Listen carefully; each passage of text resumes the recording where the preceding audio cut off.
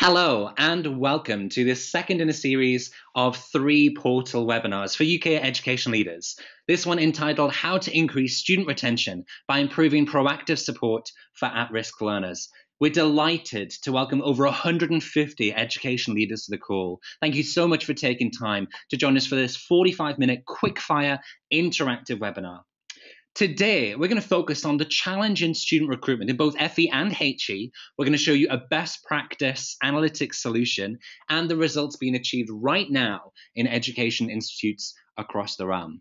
So you can see our Twitter address and our hashtag in the bottom right-hand corner. We'd love to hear your tweets. We are running live, so I'll make sure I weave these in to our presentation. But we also have our chat panel in the GoToWebinar meeting box, just on the right-hand side. And we'd love to get your questions and comments and your feedback throughout to really weave it into our presentation.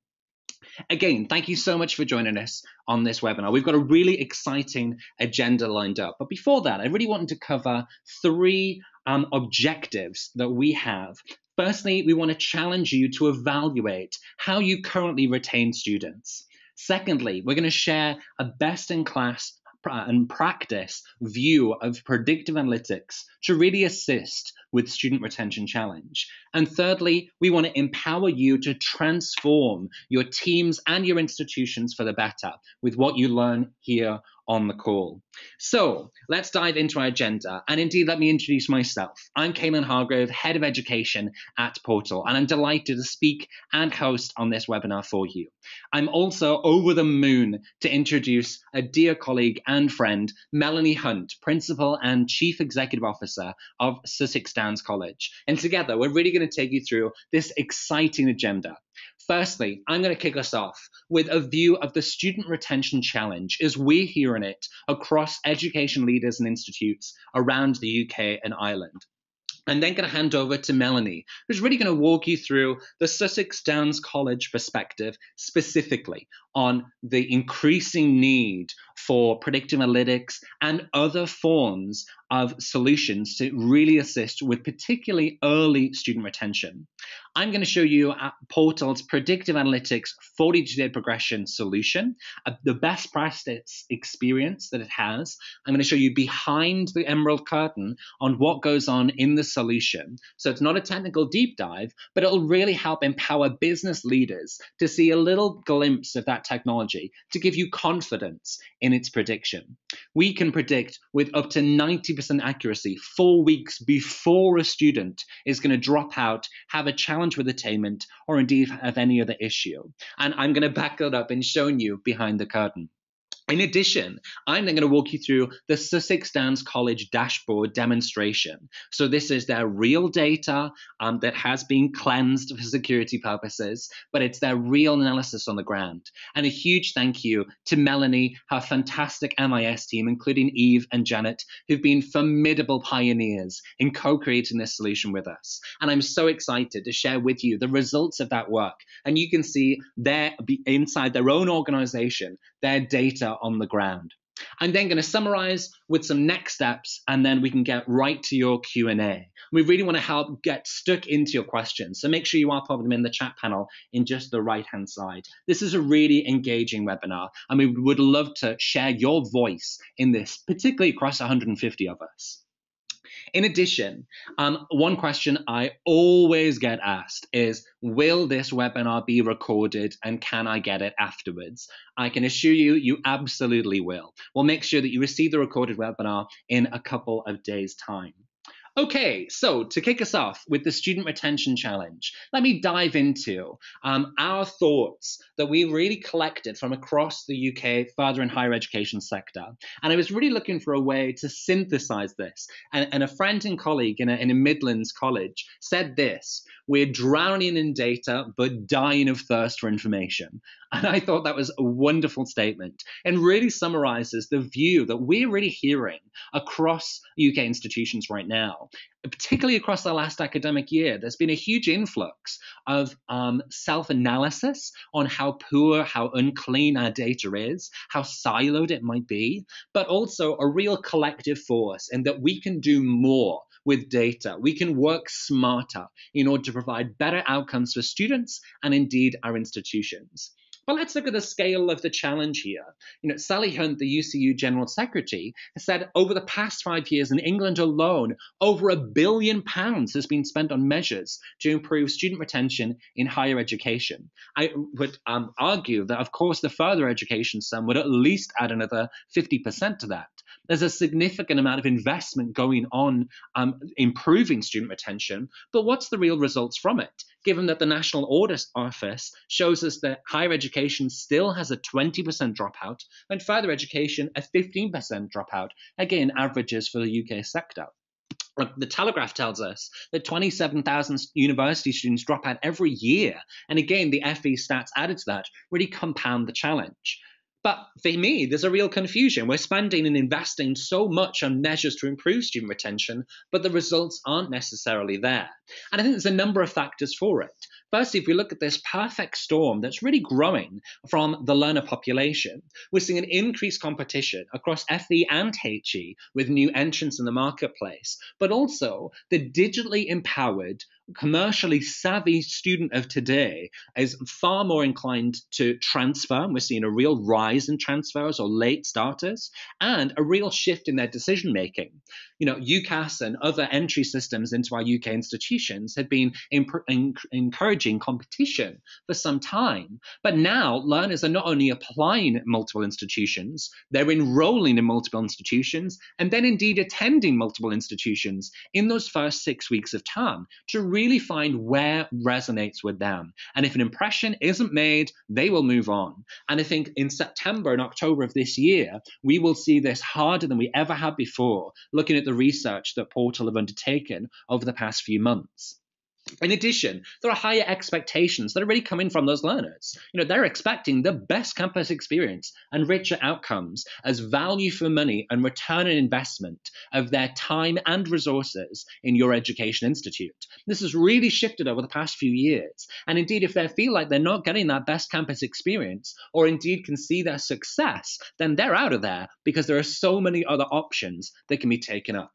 And lastly, there's falling engagement. We thoroughly see the stretched resources on the ground really struggling to engage with all. And with the funding landscape changing every 96 seconds and the political instability that we have for the next year at least, this is going to be an increasing pressure point for senior leaders and that falling engagement and capability for humans to interact with our learners on the ground. These three things together are really causing this perfect storm as we see it. But what's the real impact of student retention? We're seeing and hearing that, of course, it has a revenue impact for both FE and HE that permeates beyond the initial point of dropout, but for years afterwards, that make funding, forecasting a real struggle, and therefore strategic decisions as leaders even more challenging. The reputational damage is increased given the rise of social media, given the peer reviews that are now appearing across institutions. If you're known for having students fail or drop out, it's really going to impact your ability to recruit students and staff in the future, as well as maintain the stability of the institution. But what drives poor retention? It's no longer a binary item. It has multiple factors in it. It's now becoming more complex than it ever has been before. And it's not a case of where a human brain can actually just look at the parameters and fix them. This is beyond even collective capability, therefore technology can really play a powerful role in helping us. So we're really seeing this progression, this evolutionary scale of people on the student retention journey or improvement in student retention. We're seeing those that are looking in the rearview mirror, that have got their management information, that are looking, several weeks after the learner has dropped out and said, oh dear, what happened? And then trying some remedial action, usually with little success. The second stage is that real reactive. Sometimes they get information quicker and they're taking some reactive action to reach back out to that learner, but typically it's too little too late. Thirdly, we've got that proactivity in terms of trying to really have the finger on the pulse across the institution in order to, in real time, see the challenges and try and intervene in a operations nightmare, but nevertheless something that's far better. And lastly, this preemptive kind of view, this vision of being able to predict and preempt action. So real stitch in time against the spiral a learner's going to go on that leads them towards dropout, catch them really early in that cycle. That's really what's driving poor retention from our perspective. And you'll place yourselves on that scale in some form. So thinking about how do we increase student retention, if those are the real challenges and the scene set, I see it as, student support and institute leadership. Let's look at those in more detail. Firstly, student support, and I don't just mean the student support department, but indeed anyone in the institution that has a vested interest or responsibility around student support, which I would hope would be a lot. We're seeing that, already you'll be doing something. Of course you will. We recognize no one's a blank sheet of paper here, and you may well be in projects that are halfway through completion. But we're seeing that reactive services really aren't having the effect that they would be. Too often we go into an institution and there's a wonderful student support hub with people sitting behind desks waiting for a student to come up and actually ask them a question. Sometimes learners don't always respond to that. The same way with email communications that are going out offering financial or student support services. Those aren't as effective as they used to be because learners barely have email addresses now. So how do we get the message out there to make sure learners feel supported? After the fact data is really common. We find across institutions that when data actually comes through, we're then able to act upon it. But again, if we think about the data that we provide academics and student support officers on the front line, typically they'll have a question like, how many Bangladeshi females doing my engineering course this week didn't attend last week? Sometimes that information can be so tricky to lay their hands on. I may have to go to a central management information systems team. And indeed, they may have to wait several weeks for that to come back to act on that information. Once they do have it, we tend to see real inconsistency in interventions across institutions. We've consulted with dozens across the sector. Sometimes they're recorded inconsistently. Different people have different kinds of interventions with different kinds of impacts. But there's overall unclear responsibilities on who needs to interact with that student. Everyone's saying it's someone else's department or someone else's challenge. And meanwhile, the student's left lost. And it's really creating this batch and blast type methodology. We're just batching students together, blasting them with as much support as we can, and hoping for the best. But what we could be doing by really taking best practice from retail, from financial services sector, is offering proactive services, being able to understand where learners may have bottlenecks or where the challenges might be, and then taking action accordingly. Ensuring we've got mass personalization. If we knew, what would you do if you had a crystal ball that could tell you which students were going to have which challenges ahead of time? You would then take far more personalized action. And this isn't always in a digital sense. Technology has its place here, but even empowering those humans on the front line that you have to do a wonderful job with the right information, they're going to give the best possible support. Real-time dynamic data is so critical, and again, so easy to achieve providing the right technologies there. And it can really have devastating impacts in making sure that everyone has the responsibility to reach out. Measured and effective interventions, ensuring that there's a real culture driving interventions. They understand the prescriptive steps they need to take and when they need to take them is something I think is one of the biggest improvement factors over the past couple of years. But we can do so much more. Again, thinking about interventions on the financial life cycle of someone with a bank account. You intervene at different age points on their cycle in order to offer them, a car loan or a mortgage or a pension or a will, wherever they are on the journey. Again, we want to take that same kind of best practice and ensure there's collaborative efforts across the institution that identify and target those learners that need that student support. Thinking about institute leadership, you're already going to be doing something, but typically we tend to find there's a disorganized front line. People don't know what they're doing at the start of term. They've enjoyed a delicious summer and they're really operationally focused in that first few weeks. That really leaves the students feeling isolated. Typically for them, they've just come from school or from college, a different culture, maybe a different town. They're now in a totally new place. And really having, everyone around like headless chickens can often be quite unsettling. So having operations-focused culture can really challenge institute leadership. In addition, learner processes and the learner journey itself can be very siloed. Typically, students can feel they're going from one department to the next to try and get some help. And those are the ones that are actually proactively seeking it. Management information will be coming through to leaderships to help make decisions, but typically it's limited, and leaders have to act upon instinct as opposed to insight in how they allocate resources across the institution. And indeed, and increasingly challenging, the forecasting of student numbers for reporting purposes, but also financial planning is really left to chance. And it's that kind of spray and pray methodology we're seeing in some leadership organizations, in which we're really just trying to spread the message that retention is important and then pray that the culture on the front line are actually going to deliver it and hope for the best with no real accurate view that's going to turn out. Again, we can be doing so much more. And again, taking lessons from other industries, empowering the front line, like retailers have, for instance, to make sure there's not top-down decisions, but actually everyone is empowered to make better decisions on the front line with each and every learner in the corridors. We want to have a success-focused culture in which academics understand that students are customers. I know that's been a difficult concept over the past couple of years, but the work that Portal have done with our clients is really focused on this to make sure academics and support staff can really make sure that they're focused on the commercial impact of the decisions they make on the front line to really help with the survivability of institutions, particularly given across the FE sector, where a third of colleges have had to go through some form of restructuring or redundancy process. Let's bind together to really drive better results.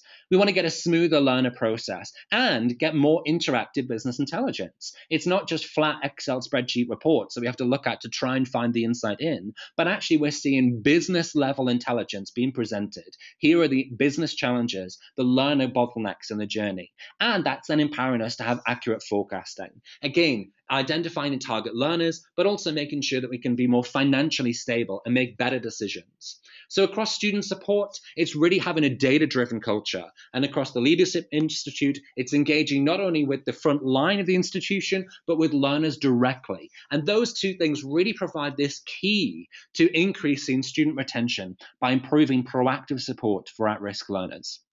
So I hope you found that that's really set the scene in terms of the Student Recruitment Challenge, and indeed that many of those things resonate with you. We fully recognize that you'll be on some form of the journey here. We want to make sure we're recognizing everyone at whatever stage you're at. But I promise the dashboard that we'll show later will certainly put into perspective just how far this technology has really moved on and the emerging and exciting pieces that are coming out to really ensure we're no longer relying on what we've always done and getting the same result, but truly innovating through the challenge. Now, let me hand over to Melanie Hunt, who's really going to give you the Sussex Downs College perspective. Melanie. Thanks very much, Kaylin.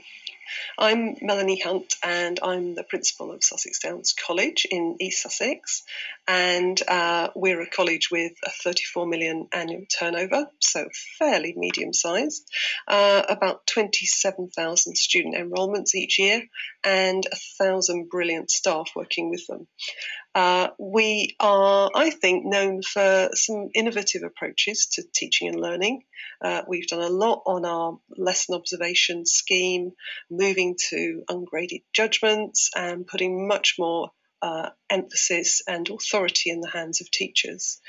Last inspection, we got an Ofsted grade good, and our students welcome and respect what we do for them, and we're consequently in the top 20 for the National Student Survey. Our student retention challenge is that we've noticed quite a shift in student expectations. They are more aware of the fact they're moving into a dynamic, fast-changing workplace in the future, and therefore they want to make sure that the time they invest in us is right, it's right for them, it's efficient, and it's an effective use of their time. And therefore, they are expecting quite a lot from us. They're also getting a very different diet in some of our feeder schools now. One of them, for example, every student has an iPad, and they are coming to us expecting the whole curriculum to be completely ILT ready and using iPads day in, day out. So some very interesting challenge in terms of what students now expect from us. In addition, talking to a group of head teachers the other day, they are acutely aware of the fact that they are going to be held accountable for what happens to their students when they leave at 16 and at 18, 19. And therefore, they're much more interested in those effective pathways right through the curriculum and out into HE or further study or to employment. And I guess, as with everyone else who might be listening in, we're all looking very carefully at maximising our income to make sure that whatever funding is out there, that we don't lose any, and we try and make the absolute best of it. In terms of what we're doing to try and address the ever-present challenge of student retention, we're really continued to invest in our tutoring system. I guess the term tutoring is a very old term, but actually within that there are a lot of new elements. The idea of different forms of intervention, the idea of students being identified very specifically for different types of intervention as well, and the sorts of things that work for individuals on different types of program as well. So we have tutors who are linked to different faculties where they understand the personality of that faculty, the nature of the students and their aspirations. And so we're beginning to develop slightly more targeted, flexible approaches there. In addition, we've introduced My Future programme for all students, which is designed to expose them to much bigger thinking about their futures. We were delighted to work with Portal and IBM on some seminars which helped to really open up students' minds about their futures and to encourage them to think beyond just passing the course that they're on now. The risk is that students could see their education as a series of hurdles rather than as a complete journey right up to the top of the mountain. I love those metaphors. Other things that we're doing in the college, we're trying to get the right data to our staff right across the college to help them to make the right decisions, to identify where things are working and also where things are not working so well, and to take action. And we have been developing a dashboard which delivers that attendance and retention data to every member of staff, so that they're able to see as well as compare and compete, because that always helps. We're, as with many organisations, we're always looking at our student management processes and the learner journey all the way through, from the information, advice and guidance that we provide right through to when they walk through the door with us. And that includes things like introductory days, summer projects, and keeping in touch with students in a whole range of different ways. So, massive time of change, time of massive challenges, and we've been pleased to work with Portal to try and develop out new tools that might help all of us to continue to rise to the challenges. Finally, all of the systems, all of the techniques and all of the investment is never really going to make a difference unless you develop a culture where the whole team is absolutely focused towards every student's success. And now, back to you, Kaylin. Super. Thank you so much, Melanie.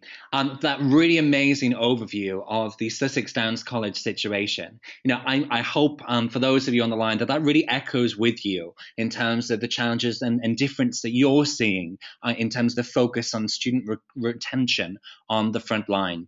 We've delighted in working with Melanie, Jan and Eve in the MIS team, and the phenomenal staff that work across Sussex Downs College. They've been a phenomenal pioneering partner with us, and we're so delighted with the work that we've been able to achieve. Thank you so much, Melanie, for that overview. And indeed, do keep your questions coming through on the chat panel just on the right-hand side. We're already getting some coming through, which is awesome. I'll make sure we weave those into the next section and indeed our Q&A at the end.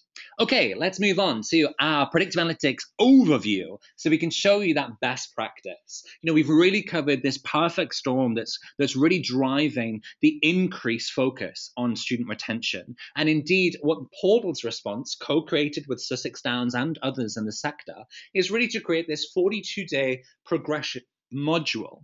Now, 42 days, because those first 6 weeks of college or university are so important. The majority of dropouts typically happen within that time frame. And as I outlined earlier, we're only going to see an increase in that based on the research that Portal have concluded. So what we've co-created is really a bureau service that analyzes data pre-enrollment and then data collected throughout the first 42 days of the academic year. So what do I mean by bureau service? You send us the data, we run all of the analysis, all of the hard work, all of the skills, and then we send you back the dashboard in order for you to analyze it. Given that so many education leaders have said that they really want to focus on core business, and actually given stretched resources, we want to be able to out-task some of these things to the experts, which is why we've really built this as it is. So let me walk you through, again, behind the scenes on how this really works in practice. So I can already see a lot of your questions are, sure, but how do you actually achieve up to 90% accuracy in predicting 4 weeks before a learner is going to drop out? Let me cover it now. So I'm going to do some myth busting on the way, but the three elements here are the data hub, analytics, and then the dashboard. So let me move through these in turn. So looking at the data hub first, we want to ingest all of the accessible student data that you have, no matter how remote it is, structure it, we will cleanse it, and then we'll forge a data warehouse with you, providing a golden student record and a single version of the truth. Now, the data that we base this upon is effectively anything that you can lay your hands on. So Mythbuster number one, we always get from our clients that can we use historical information, or do we have to start from day zero and then build it up over time? Let me be really clear. Whatever data you have is the best data for us to work upon. You'll have several years lying across the institution in your MIS systems, in your recruitment CRMs, in your VLEs, even in Jackie's spreadsheet on her laptop somewhere in some department. We can pull all of that stuff together, which may contain some of the items that you see on screen, like geosocial demographical information, previous education results, any extracurricular activities they're doing on campus, absolutely anything. And we typically find that we can get around 15 to 35 unique data points per student that really gives us a full picture. Now, again, this isn't going to be clean. You'll have dirty data. We fully understand that. So we will take the action as part of our service in order to cleanse it and collect it together in a data warehouse such that we can have that single student view, which is so important for not only the rest of our solution, but indeed for your own institution to ensure it's acting upon accurate insight and not just instinct. So the second mythbuster here is around data warehousing. Now, it can be a massive task for any of you that have undergone it in re-engineering the organization, building a massive data cube or mart or warehouse in the back end, and it can take a significant cost to do that. And then, of course, once you've created it, it's a moment and snapshot in time in which very quickly becomes outdated because data moves on. What we are able to do with our artificial intelligence agent that's built into a 42-year progression is really have master data management and automated technology collect all that information together, unify and translate it into a single record that helps build the data warehouse itself. So, myth busted. Moving on and thinking about the analytics, really, once we've got that clear view, we want to have a sophisticated predictive capability on top, using correlation and regression analysis upon that student data to forecast outcomes. I keep saying with up to 90% accuracy 4 weeks before they occur. And how that happens is really this process here. So over 40% of UK education institutions have this software. This is IBM's SPSS statistical modeling package that we use not just for curriculum, but indeed in this case to be truly predictive in how we look at analytics. So taking this in turn, and I'm not going to zoom into this because it's not too technical, but what you've got here is data access, in which we're pulling together here 4 different databases. They might be in different systems, in different places, at different times, but we can unify them together and take them through a data preparation stage. So this is the cleansing, filtering, shifting the context, and then being able to output that singular student profile on a mass scale across the thousands of students that you may well have. We are then able to put the modeling itself, which is that third section just in the middle. And this is using up to 24 different algorithm and statistical analysis tool sets to really get the most accurate prediction based on the data that's being found. So, third myth bust is the predictive algorithm. For so many institutions, you may already have analytic systems. We've seen a massive influx of those over the past couple of years. And if we think about student records or MIS providers, there's a handful. If we think about VLEs, there's a handful. But across analytics, there's this myriad and this super long tail of analytics providers. And there's a real range of consistency and standard that we see across these. This is not about trigger-based analytics analytics. It's not a case of, someone's dropped their attendance before 50%. Now let's go and attack them. This is predicting that result based on an individual learner's profile, behaviors, characteristics, and trend analysis, and having a superhuman artificial intelligence agent look at that across a gazillion students that you may have. That predictive model then is empowered.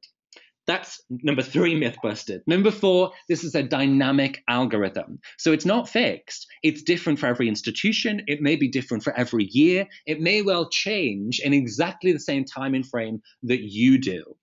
Now, we've got a question from Dawn Jepson that I really want to cover because it's perfect at this moment. Is the cost per student?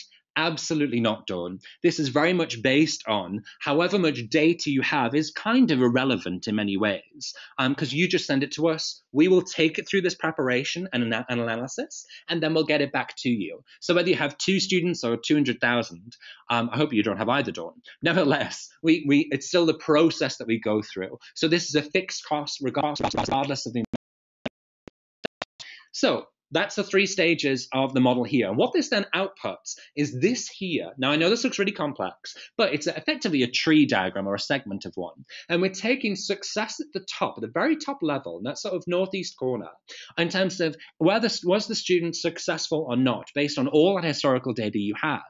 And then the system is automatically defining what are the highest and most significant factors that contribute towards that success. Of all the people that succeeded and dropped out, what characteristics did they have in common? And we can go to a military level of detail here, including, when they made their application. We can have free text analysis actually read their personal statements for you and look at psycholinguistic language. We can look at the virtual learning environment, how they engage with their mouse movements and looking at content. We can go to a really deep level. But typically, we can see that it's the bigger quantitatives that we have on page. It's their age, it's their ethnicity, it's their attendance, it's their location, as in their postcode. It might be their financial situation. It could be a range of things. But again, this will be different on every institution. But it outputs this kind of viewpoint of what is the chance of them succeeding. Obviously, the greens being that they're definitely going to, the reds being we're not so confident.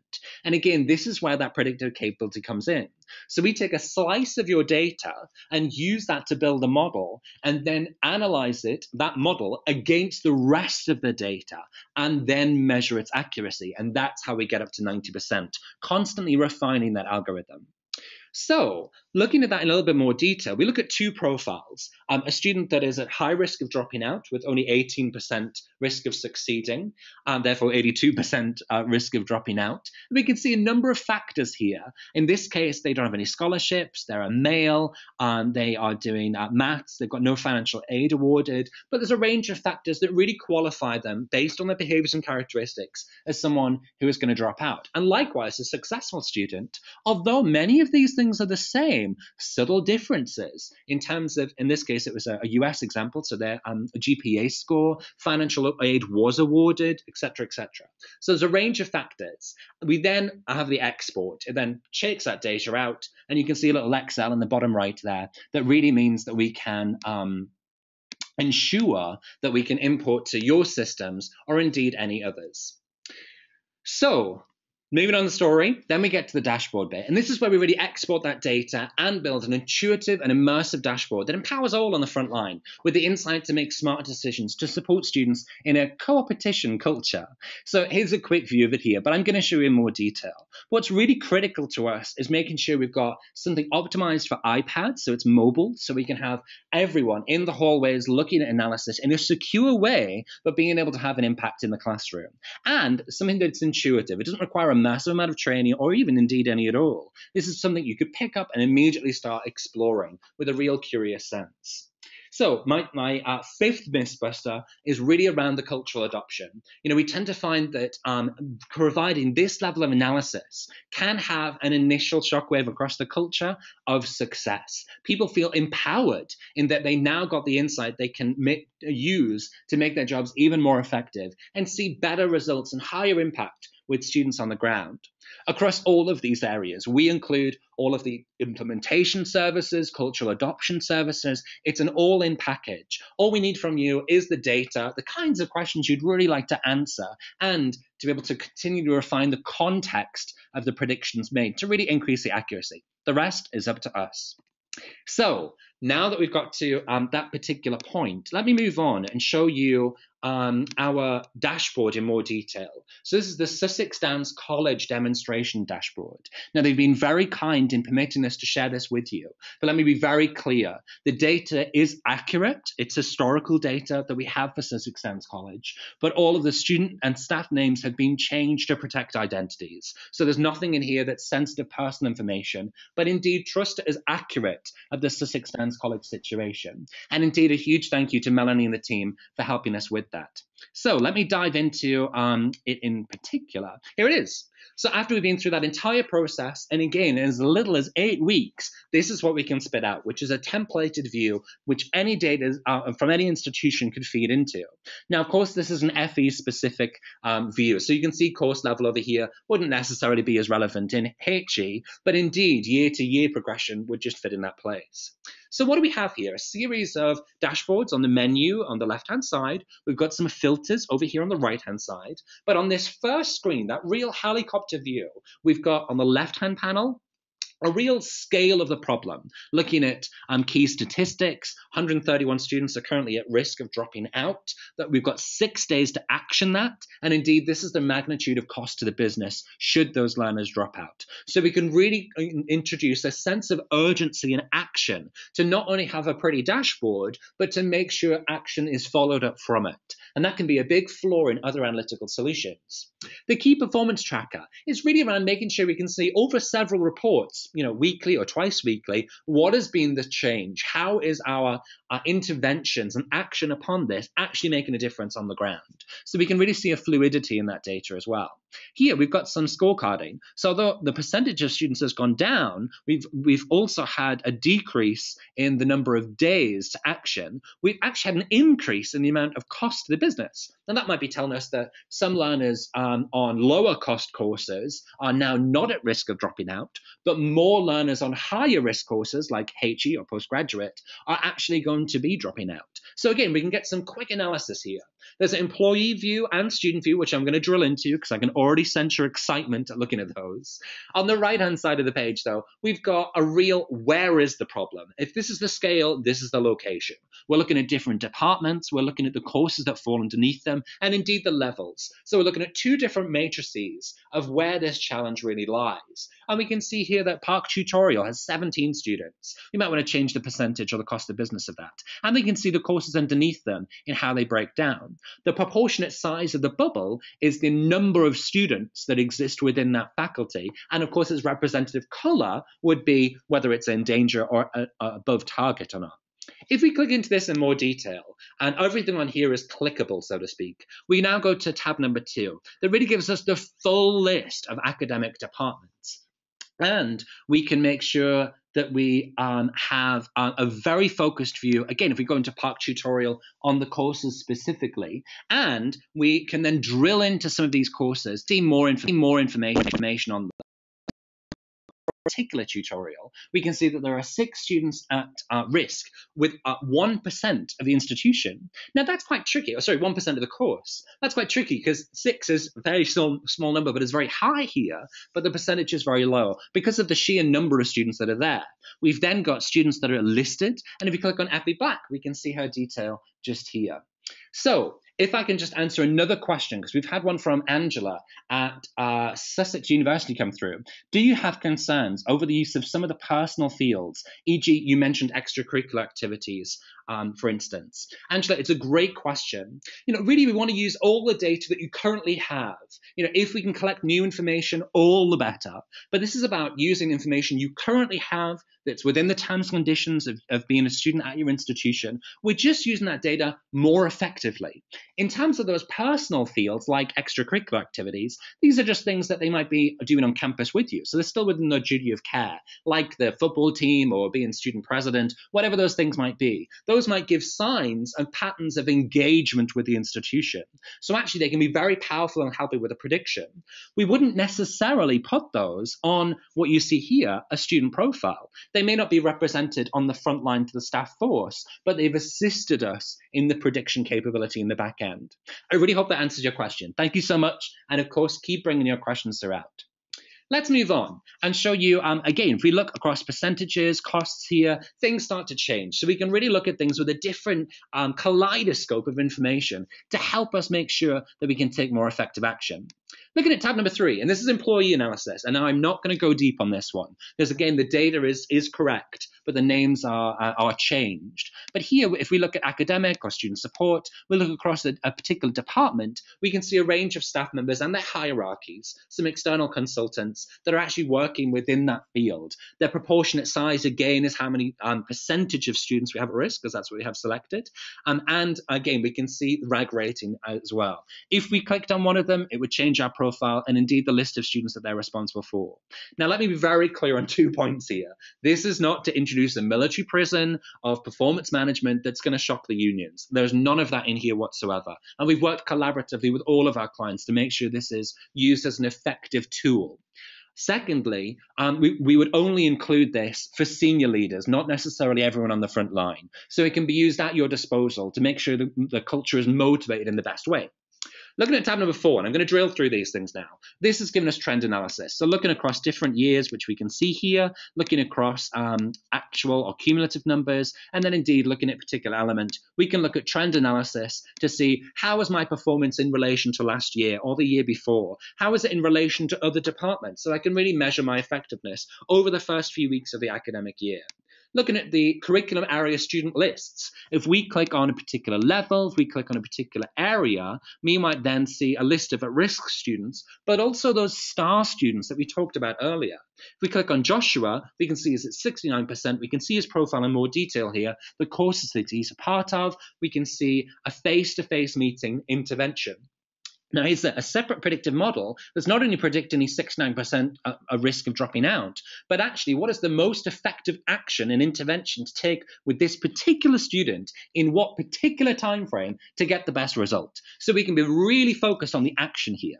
And if I click into Joshua's profile in more detail, we can drill down to that last tab here that just shows us a quick summary of their performance, maybe some CRM information. Again, none of this is accurate. We've cleansed all of this. We can see their attendance across different courses. We can click those throughout. There a little bit more information on the intervention. And if you had any early course grade predictions, any course grades rather that have been achieved, they go in here. Lastly, a bit of settings. So we're given some tips on having a data-driven culture, a bit of support. And likewise, for this model, this is 75% accurate on the data that was provided. Now, this is our first pass at this that was done in isolation of the Sussex Downs team in many ways. So here, we've been able to achieve 75% first time out. Now, we'd probably go through 2 or 3 more iterations to get that right up to 90%, or even higher would be my ambition.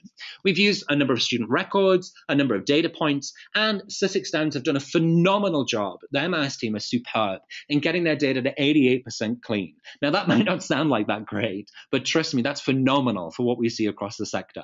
Some of our other clients have had as little as 30% of their data accurate, but we can still use that to bring effective action.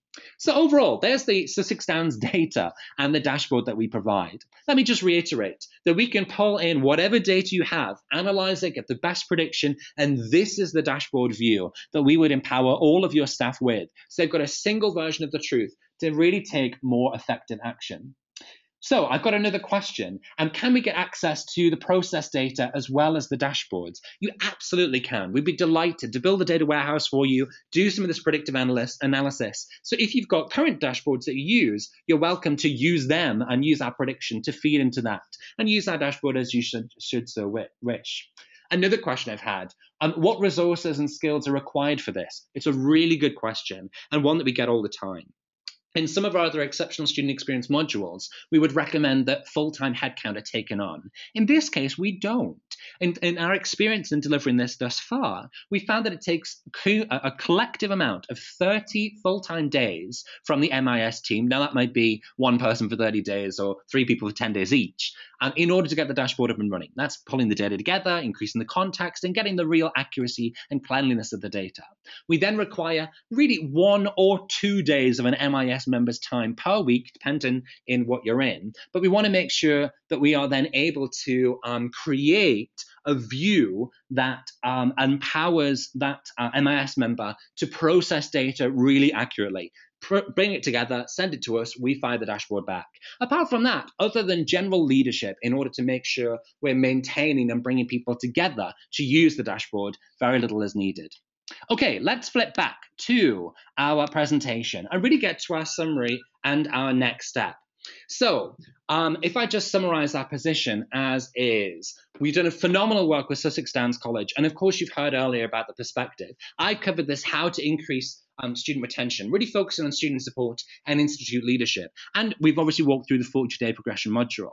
What I haven't done is obviously shared the Sussex Downs College results, but indeed the results that we've seen in other institutions, like Brockenhurst College, a mid-sized, outstanding Ofsted grade institution that, like Sussex Downs, do a phenomenal job of student retention already with low single digits. And here, but they're still predicting a 15% increase in student retention, particularly in that first critical 6-week period. And you can see a fantastic quote from Di Roberts there, talking about the empowerment it's really given her and our staff on the front line. Likewise, we've got a range of other client references in the UK and abroad that are showing how we've been able to deliver phenomenal results in empowering staff and empowering richer results for learners and institutions. So if I walk you through very quickly Portal as a whole and the exceptional student experience, I can really fit 42-day progression into the wider context of what we've been doing with institutions. I led the team at IBM globally in its education strategy for the last 4.5 years and spent 4 years in education before that myself, working in FE and HE on student support specifically. Portal are an award-winning business partner and have been implementing this solution for over 4 years. But IBM at the beginning of this year has made the decision to enfranchise it to Portal. Hence, me and my team here at Portal driving in a smaller, more agile organization with the backing and scale of IBM still. We've been able to take leading technologies, digital marketing, predictive analytics, and social portal. Of course, you've only seen predictive analytics today. And we've mapped them against the 3 major challenges we're seeing in education around recruitment, retention, and reputation. Of course, the results that we're driving from that, we have case studies for all of these if you need them, are increasing recruitment by 20%, increasing retention by 25%, and increasing reputation by 30%. Now, of course, we've gone through 42-day progression today, but there are another 8 modules here of capability that can fit any specific challenge that you might have across recruitment, retention, reputation, and really crack the nut in a range of different ways. So let me now move on to a couple of the next steps. Firstly, we're going to share this recording with you in the next couple of days, so you can share it with your team and your colleagues to really take action on the ground. Next week, we're going to send you more details. So we'll give you the Brockenhurst case study, which really gives a deep dive. We also have London South Bank University, who are predicting a 25% reduction in reduction in dropouts rather, this academic year. And we have that case study in the next few weeks as well. If you need a HE example. We'll also send you the ESE infographic, so you can go and have this conversation with colleagues. And lastly, join us for our future ESE webinars. We previously did digital marketing. We'd be delighted to share that recording with you if you want to get in touch. And on the 16th of June, we have our social portal webinar, which is going to be focusing primarily on our social learning environment. That's not file-centric, it's people-centric. And it's the first that we've come across globally that actually recommends and personalizes learning for every individual, giving them specific content to help them with their specific learning style and progress, to bring them up to the same level as everyone else. I think you're really going to be interested in this campus in the cloud offering that connects everyone on campus, cross-course, cross-campus, or cross-curriculum area, but also employers, industry experts, and leaders from across the world into a single platform. Make sure you jot that in your diary for the 16th of June, and we'll get you an invitation in the next few weeks. So you can contact us on our next steps just in the top right-hand corner there. Education Insights is our webpage in which you can see a lot more of our case studies and information. And please feel free to email us on ese@chooseportal.com. Okay, let's move on to your Q&A section. I know I've been covering some throughout, but I've really got a few others here. Make sure you keep them coming. So Gary at City University has said, what if you have poor or no attendance data? Gary, it's a really common one. More that it's poor data rather than none. Nevertheless, we can factor for both.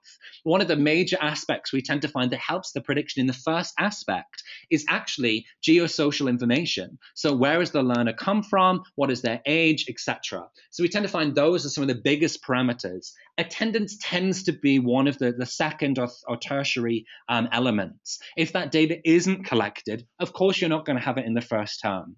But this is a 3-year partnership that we offer. And it's really important to us to make sure we can work with you to help influence processes and data capture across the learner journey. On attendance data as well, one of our future webinars, and I would very much love to find a pioneer to help us with this, is we've started to use beacon technology, which is small, low-frequency Bluetooth emissions, to actually monitor attendance based on students' mobile devices' locations on where they are on campus. We can do that to an accuracy of 2 meters. So we are doing some phenomenal emerging technologies into education to try and help with those aspects. Not part of this solution that I covered today, but could be part of a package that we could help you with. Thanks so much for your question. Rob at Northampton has said, how does this help with managing and tracking the interventions required? Very good question, Rob. Thank you so much. So firstly, we would want to ingest your intervention data. So as you saw, this dashboard doesn't capture that, but you could be capturing it on a spreadsheet on who spoke to who, when, and what was the result. And we can feed that into the data warehouse. As long as it's got, the employee ID code and the student's ID code, it then gets connected together by the artificial intelligence agent. And on the dashboard itself, although I didn't show this, on the student profile, you can see who has had an intervention and who hasn't. That really then helps an academic on the front line prioritize their time to intervene with those that need the most help. So it really does help with managing and tracking interventions by utilizing and consuming that data and then presenting it in the dashboard. Thanks so much for your question. Okay, do we have any more questions? I will take that as a no, team. Thank you so much for joining us for this portal webinar. We're so grateful for your time, and I hope you find this exceptionally valuable. We'd be delighted to hear from you should you have any more questions. As for now, have a great rest of the day.